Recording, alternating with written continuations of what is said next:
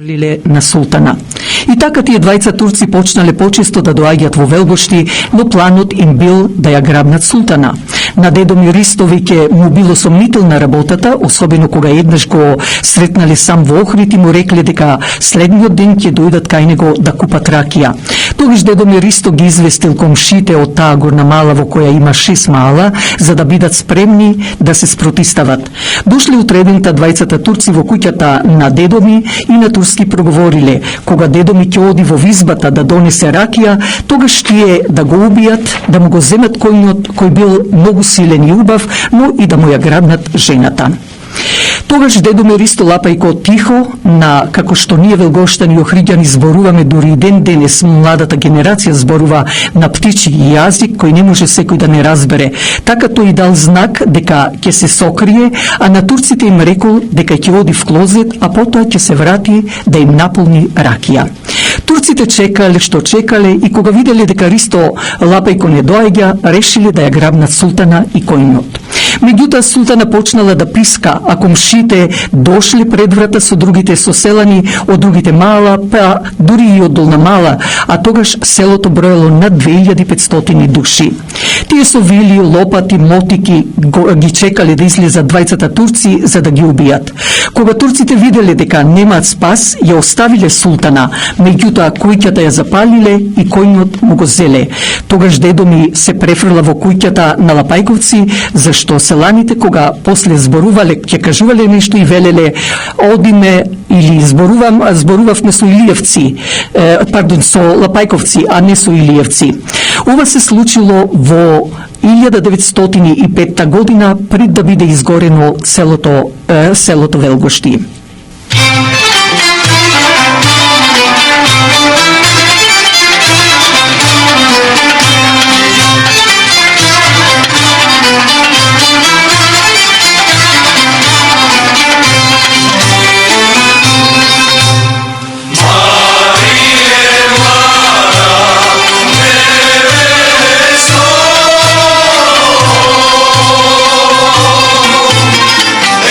Ela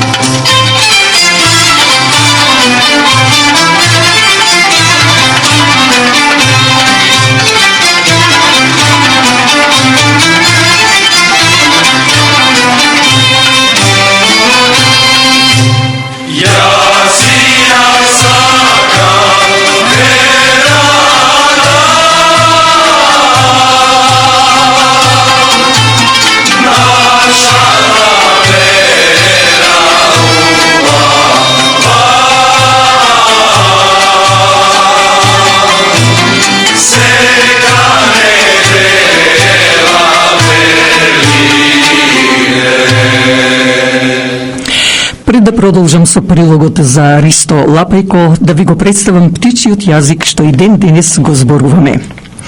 Депенепес ке пезмо порупувапам за па мо појопот депедо по рипистопо. А тоа е, денес ќе зборувам за мојот дедо Ристо.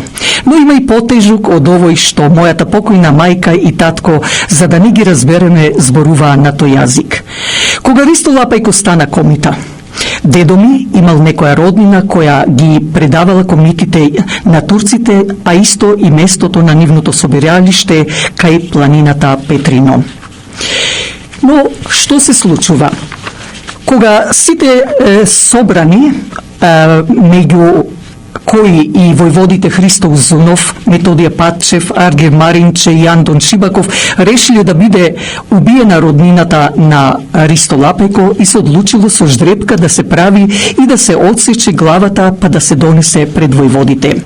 Ждрепката паднала баш на дедо ми Ристо. Кога таа се враќала од Охрид и дедо ми Сонија, па и вели: дај да одиме место по големиот пат преку трупа по Видобишта. Така има едно место во Охрид, измеѓу Охрид и Велгошти. Тамам има и сенки. Тогаш ја пресекува главата, ја носи пред војводите и без да им каже ним, оди да се предаде пред турците за да нема крвопролевање во Велгошти, но и за да не го изгорат селото.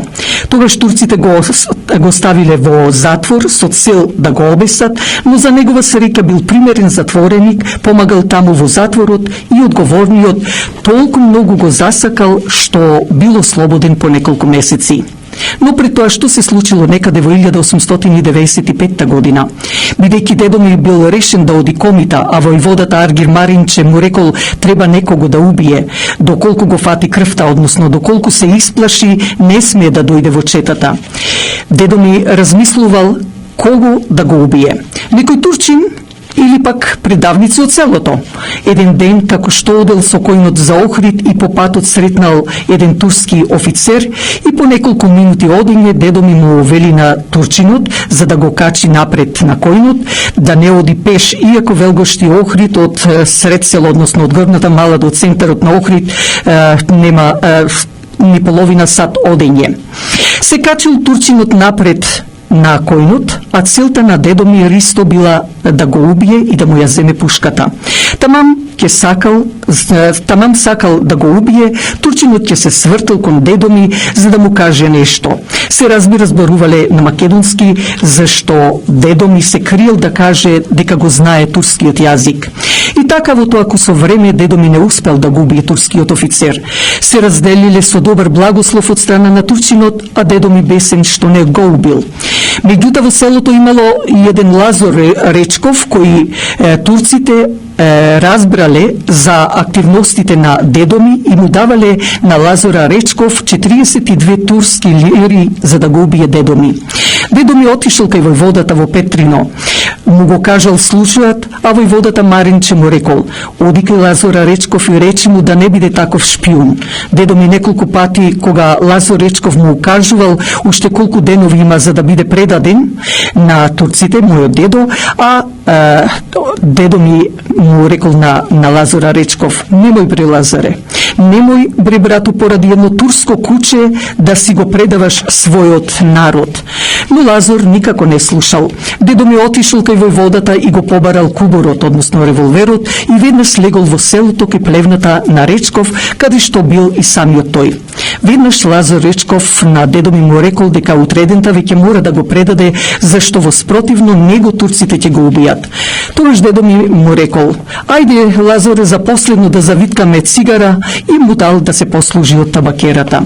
Додека Лазар ја виткал цигарата, дедо ми Ристо го вади куборот и го убива Лазора, а потоа веќе отишол да биде востаник, борејќи се со четата на Маринче и во Охридскиот крај, Кичевскиот, Дебрца. Исто така многу често ја говорел битката кај селото Избиште. Ја излези, стара мајко, на двор на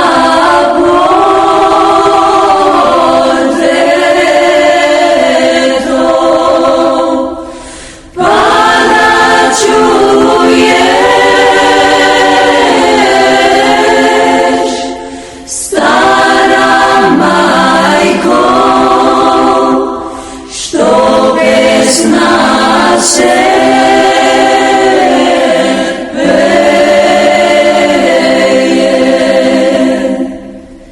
Da ispratiš, stara majko, tvojo sinko pita, pesna peje, stara majko,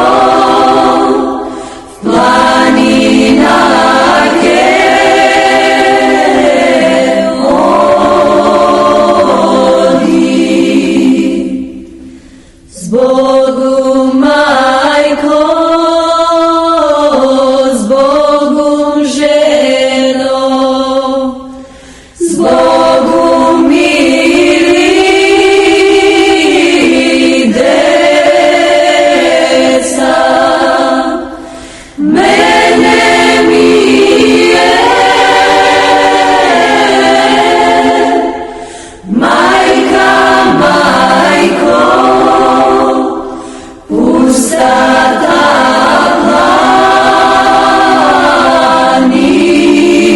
planina, mene mi je žena, majko, puška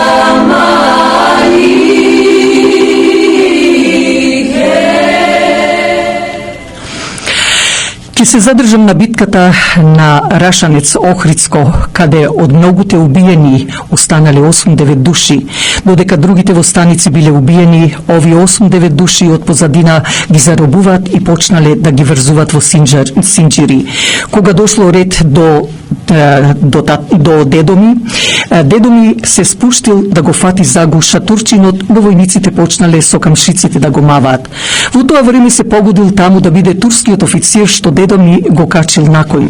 Турчинот го препознал дедоми и му рекол: "Абре Ристо, што бараш овде?" Дедоми сурово му одговорил: "Прашај го вујкоти Джеладина бек." Тогаш турчинот им наредил на војниците да не бидат малтретирани заробениците, зашто се одмака дојдени да се борат.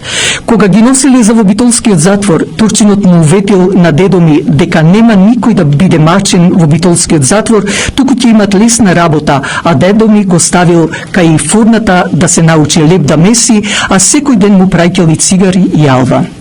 Еден ден турчинот не дошол во затворот, а тој ден се добило наредба затворениците да ги носат во еди куле во Солун. Другиот ден, кога дошол турчинот во битолскиот затвор и разбрал што станало, на брзина со коњот заминал за Солун.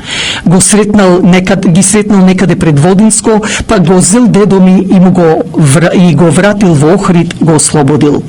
Дедоми Ристо по неколку денови повторно заминува в планина со четата на велгуштаницот Андон Шибаков, која броела 100 востаници, така да за целото време се бореше по планините и селата.